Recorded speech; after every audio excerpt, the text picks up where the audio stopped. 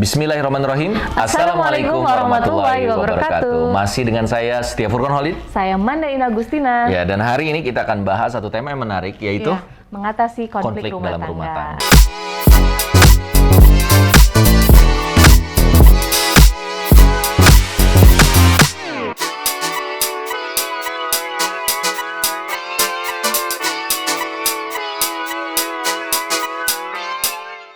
Nisa, ini sedang rame ya, bahkan sekarang film-film nih isu-isunya yang kayak gitu-gitu semua tuh. Iya. Masalah-masalah rumah tangga, konflik rumah tangga. Iya, gitu akhirnya ya. jadi pada takut nikah. Nah, itu yang bahaya. Itu yang bahaya. Gini ya, pernikahan itu enggak semenakutkan apa yang dikatakan media. Betul. Tapi nggak semudah juga apa yang kamu pikirkan. Iya. Jadi memang harus pakai ilmu. Makanya kita ada kelas jodoh, sekolah istri soleha, ya, dan juga ada materi-materi kita yang lain, buku-buku kita yang lain. Nah, kita sekarang mau ngomongin tentang bagaimana mengatasi konflik. Konflik itu ada konflik apa aja sih saya dalam rumah tangga? Jadi ada konflik dari mulai rendah, sedang, dan tinggi. Apa tuh bedanya rendah, sedang, dan tinggi? Kita mulai dari yang rendah dulu. Iya, jadi wajar aja sih sebenarnya ketika suami istri ada konflik. Karena namanya dua kepala, dua pemikiran, dua latar belakang yang berbeda, dua karakter yang berbeda, kebiasaan yang berbeda. Disatukan dalam satu rumah, satu atap setiap hari 24 jam selamanya gitu ya, karena pernikahan itu ternyata ibadah yang terpanjang tuh memang betul gitu kan, karena bukan sehari dua hari tapi selamanya. Jadi wajar banget kalau memang ada konflik, kayak kita dulu adik kakak ya kan, adik kakak di rumah kemudian sekamar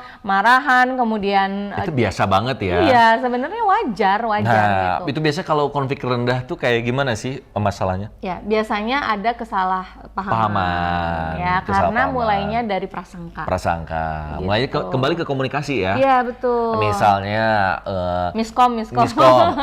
Istri susah dikontak karena HP-nya nggak dibawa misalnya. HP-nya lagi dicas atau memang misalnya kita sering ya kayak gitu ya. Sering banget. Sering banget. Ya. Atau suami kecepetan. Istrinya butuh waktu tapi suaminya ayo cepet dong, kita udah ada undangan nih, ada apa. Jadi maksud suami mungkin dia juga mengejar kesibukan yang lain, tapi maksud istri juga mungkin ya tadi karena memang butuh persiapan untuk bisa keluar rumah. Nah ini gitu. Kalau nggak memahami bisa jadi konflik yang masuk ke menengah nih. Betul. Kamu tuh ya dari dulu nggak pernah aja berubah, telat terus, nggak bisa dikontak. Itu jadi masalah kalau terus-menerus dan tidak cepat diklarifikasi. Maka dalam Islam itu kalau kita marah nggak boleh lebih dari 3 hari. Betul. Ya? Nah jangan sampai juga nunggu 3 hari. Ya. Bahkan kita sih misalnya itu tuh batas maksimal, maksudnya batas maksimal. Jadi ada misalnya yang suami istri sedang ini, belum 2 hari lagi, tenang aja nungguin. Iya, padahal sebetulnya ada hadisnya. Jadi jangan sampai apalagi seorang istri ya, ketika tidur gitu kan suami masih tidak ridho. Jadi bagusnya itu memang sebelum tidur itu saling memaafkan. Udah saling mengklarifikasi dan saling memaafkan. Nah, salah satu tips supaya kita dari konflik rendah ke konflik menengah, sampai ke konflik menengah adalah ini komitmennya kami nih, ini salah satu tips dari kami adalah siapapun yang salah, yang menang adalah yang meminta maaf duluan. Jadi kadang kan yang membuat kita nih jadi berkonflik itu cuman karena ego. Iya. Ya, aku merasa bener, kamu yang salah. Ya udah deh. Terus sekarang, nah ini juga kadang dan nggak mesti dibicarakan sampai masalahnya, karena nggak perlu. masalah itu bisa dibesar-besarkan, bisa juga memang udah selesai. Iya, gitu kan, diselesaikan gitu dengan memang nggak mesti dibahas, karena kalau udah dibahas nanti tetap konflik lagi. Misalnya, ya aku kan kayak gini, ya tapi kan kalau jadi berantem lagi, katanya udah maaf-maafan, tapi kok masih berantem lagi, betul. Gitu kan. Jadi teman-teman semua, ketika kita ada di konflik masih rendah, kita cepatlah harus minta maaf. Pertama mungkin kita harus memahami dulu karakter pasangan. Itu dia, betul. Kita pahami, ketika kita sudah memahami, oh ya memang karakternya seperti itu. Tabiatnya emang kayak gitu. Kalau dulu orang tua ya suka bilang harus tahu adat ya. Kalau bahasa Sunda tuh maksud adat itu karakter watak gitu. Ya. Jadi harus tahu, oh ya karakternya seperti itu. Kita pahami dulu, baru kita meminta maaf gitu. Karena memang ya udah itu udah sudah jadi karakter yang memang butuh proses untuk diubah, nggak bisa langsung ya udah kamu harus berubah saat itu juga, kan nggak bisa gitu. Oke, nah ini masih konflik rendah. Sekarang masuk ke konflik menengah. Ini konflik menengah gimana sih? Konflik menengah itu karena memang dari konflik rendah tidak tabayun, tidak meminta klarifikasi penjelasan dan tidak saling meminta maaf.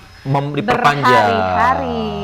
Nah ini udah kalau udah perang dingin ya, berhari-hari. Berarti apalagi ini udah perang di sosmed, perang di status, konflik mulai sedang. jadi orang pada tahu, Iya. keluarga jadi pada tahu. Nah, salah satu tips yang sebelumnya kita pernah bahas adalah kalau ada masalah itu selesaikan berdua, jangan pakai orang ketiga. Betul. Nah, yang biasanya jadi masalah adalah ketika istri akhirnya curhat sama sahabatnya. Ya, sudah terlibat Suami ya, akhirnya curhat sama orang tuanya. Wah, ini sudah mulai nih. Ini punya blog, ini punya blog. Iya, betul. Padahal sebenarnya masalah bisa jadi simpel. Iya. Tapi karena sudah memainkan peran orang lain yang banyak, orang ikut campur, menurut A, kamu harusnya tuh kayak gini. B, kamu tuh harusnya kayak gini.